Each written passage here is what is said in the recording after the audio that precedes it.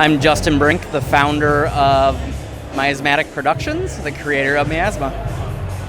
And I'm Liz, I'm producer. The Desecration of 7 Witches is our fall 2019 experience. It edges a little bit towards supernatural without being supernatural. It's going to be an extremely intense experience, and we plan to do a few things that a couple of most extreme shows have never done. It'll be very exciting, very creepy, and worth the trip. Inspiration comes all over. I'd even say music is probably the biggest inspiration. Sometimes I'll just sit down, hear something, write it down, and that'll lead to something else. But also other immersive creators, just watching what other people are doing out there will inspire an idea here, and then you take that and go, that sounds interesting, let's try it this way. And when I say that sounds interesting, I mean maybe you just heard about it and build upon that. But this particular show, Desecration of the 7 Witches, is truly 100% music inspired. So we ensure the safety of our guests. Mainly, there's always somebody in the room with them. We have a producer or our actors that are always keeping an eye on whoever is around. A lot of the times, if we don't have our hands on them, we will be within 6 inches, a foot or so of them, so that we always have control, and we're always making sure that they're comfortable, obviously not too comfortable, but making sure that they're being taken care of, because that's really important to us. Every scene is rehearsed ad nauseum. I've been through the show several times. We make sure we have the 100% control of everything that's happening as much as we humanly and possibly can. And frankly, we've been doing this for about 6 years now, so we know what we're doing. We're not going to throw someone into something we don't have control of. If it doesn't work, it's not going to happen in our show. Now, Miasma started basically as me wanting to try something and contribute to the horror genre. There was nothing happening in the Midwest as far as extreme experiences went. I had been inspired by what was happening on each coast with, you had obviously all the immersive stuff happening. It just wasn't really happening in Chicago. So I said, fuck it, I'm going to try it and see what happens. And if people come to it, then it's going to be a success. And if people don't care, then I guess it's not worth it.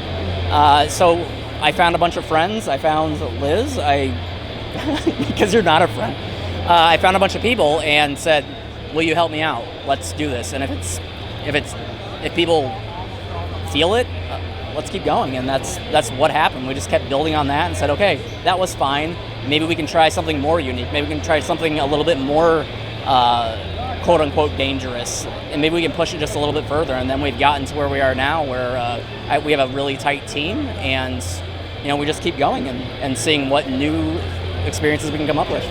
So how did we market ourselves in Chicago, where extreme shows are pretty much, it's an extreme experience desert, and we're essentially starting a new market, which we did.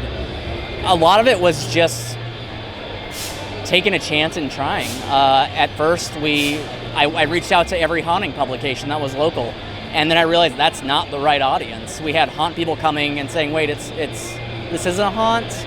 Okay, so what is it? And but a few of those people did stay, and they said, okay, I get it. We reached out to the Chicago Tribune. They came by. Partially, we just found communities that existed elsewhere, like New York and Los Angeles, and we reached out and said, hey, we're doing something similar to you. Can you help us get the message across? And that had to do with podcasts, it had to do with haunting. It was just reaching out to communities that already exist, get a name here, and watching Midwestern people, when they're looking for something, when they're discovering immersive, they're going to look for the source, which is in the West Coast right now, and say, okay, wait a minute, oh fuck, this is in my area. Who are these guys? I want to go. That Justin Brink's sexy guy. But word of mouth, truly. Honestly, word of mouth is truly key in this industry.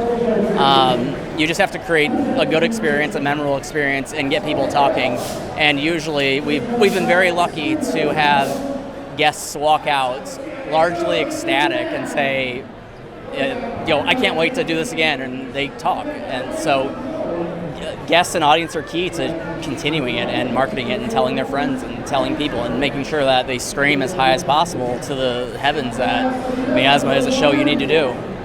Starting a show in Chicago was a challenge at first because there weren't a lot of immersive horror experiences in the Midwest, mostly focused in LA and on the coast. And so we had a challenge when we first started. We really looked at word of mouth, reaching out to the existing community and getting people to talk about it, gaining interest. And then once we kind of got, the first show, there's a big audience for theater in Chicago, not for horror, but certainly once we started, that appetite developed. And so there's a lot of people that were really eager for new experiences, particularly in immersive. And I think we've been able to tap into something that people really haven't been able to access in the Midwest before. How do we get so many people from California flying to Chicago to do our experience? A lot of it was just finding the outlets for extreme experiences, immersive experiences, which were largely based in California, because that's where it was happening. That's where the press popped up. That wasn't happening in Chicago, and just by doing that and saying, "Hey, I'm doing a show. I think you guys might like what it is," getting an article written in one of those pieces or getting mentioned in a podcast, that listenership's local. And that listenership's going to be interested. And the interesting thing about extreme experience, immersive, but definitely extreme, is they're passionate. And they will fly across the globe in a week's notice just to spend 15 minutes inside a magical, violent, extreme experience. And that's what makes them so amazing. But it doesn't really matter where you drop that press, as long as it's within a very passionate community, which is what the West Coast had. And that's why we get a lot of people from the West Coast flying out to do our show. Sometimes we aren't necessarily trying to be exclusive or secret. It's more inadvertent that it somewhat happens. We do utilize it. When someone purchases a ticket, we do utilize secrecy in the way that we want them to come in without any expectation whatsoever. We don't want to give them a clue as to what happens, because I personally think that when you come into an experience without knowing anything, barely even knowing the plot details, it'll usually hit you a lot more dramatically and just in a more profound way. And if I already knew that I was going into, kill a vampire and then eat its head or something, why that wouldn't be surprising unless I did that. I discovered I was doing that as it was happening. So I think the audience appreciates that quite a bit, and I think that's why we've had such a good response. It's just no one knows until they're done, and then they're just like, shit. So working as a producer for Immersive Horror Experience as a woman, I think provides us a really unique opportunity to have a really different voice than a lot of the other experiences. Specifically for myself and the other producer who's also a woman, I think we get to, Justin does a great job of writing, and he's able to lean on us for perspective on how a female experiences if they go through, or kind of what the perception is when there's an actress involved and what that storyline is. I think it's pretty easy to err on having, either a woman be saved or some type of violence against women as a kind of something that's easy to write into a script. But I don't necessarily think that it's the most engaging or the most interesting, particularly as a woman. I think that women can fall into roles that aren't necessarily just a victim. And so being able to lift women up, have them be the hero, or really have them as a powerful figure is really important to us. And I think it's something that I hope continues to be more common within experiences. If you want to learn more and come through a Miasma experience, you have to go to our website at www.miasmaate.com and sign up under register for invitation. That's the only way you'll ever get into a show. We don't just sell tickets to general audience, you do have to apply.